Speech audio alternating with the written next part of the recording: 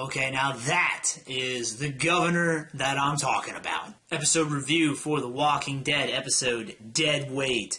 And the governor is back to his crazy, psychotic, murdering self. I love it. Yeah, instead of going for the tragic villain like I was hoping that they would, they instead went for the psycho, brutal leader relapse, which that is still better than, is much better than having the governor be a straight-up good guy. That just wasn't going to work. So having him just kind of relapse back into his old self, despite him trying to change his ways, but man, he just fucking snapped. There was definitely much less of a gray area with the governor in this episode about where he stood and which way he was going. The tone of the intro to this episode really set that up. You know, you could just tell he was going to do something nasty in this episode. You just didn't know what it was going to be until it happened. And poor Martinez, man, he was the first victim. He says early in the episode that it seems like the governor's changed, and he's saying this to the governor, and the governor's like, oh yeah, I have changed.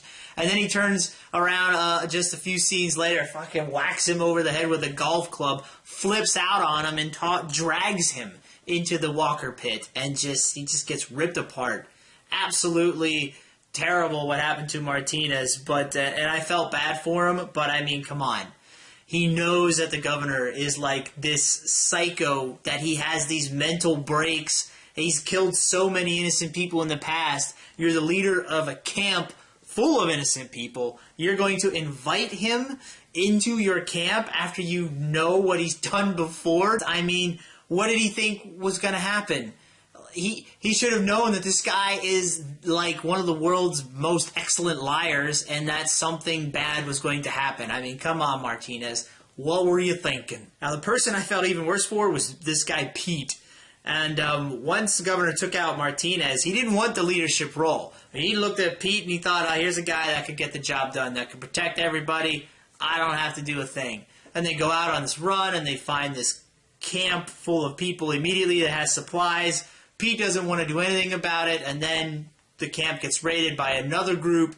They miss their opportunity to get stuff, and the governor is like, yeah, he's got to go. Although he didn't want to do it. I mean, he tried to leave. He got all of his closest people together, and he tried to leave in the middle of the night, but they were stopped by like this mud-stuck walkers.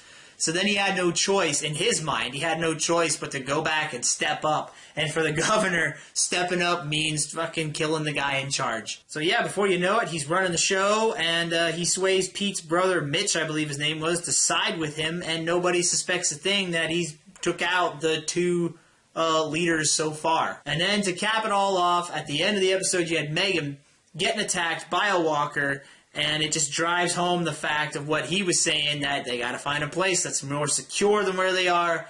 And what better place to go than the prison, right? So, my favorite part of this episode, it was the scene with the governor Martinez when he snapped and just hauled off on Martinez with that golf club. It was sudden. It was intense. I expected something terrible to happen with the governor just snapping. I just didn't know when it was going to happen. But it was a great job of building up and then just letting loose in that one scene. And the governor screaming, I don't want it, I don't want it. He doesn't want that leadership role. And in his mind, he thinks that he's saving himself from turning into the person he was by feeding Martinez to the walkers. He thinks that's the best thing to do. So you can tell he's completely freaking crazy. And then he does it again later on when he tries to leave the camp, because he knows that if he stays, he's going to kill Pete. So he wants to leave, but he doesn't. So he goes back and he just does what he always does. The governor is definitely an excellent bad guy. I'm happy to see him back in the villain role. He's just so good at being crazy and just sudden, pulling these unexpectedly brutal moves out against people. You just don't see it coming, but you know he's capable of anything. All right, now, what I didn't like about the episode.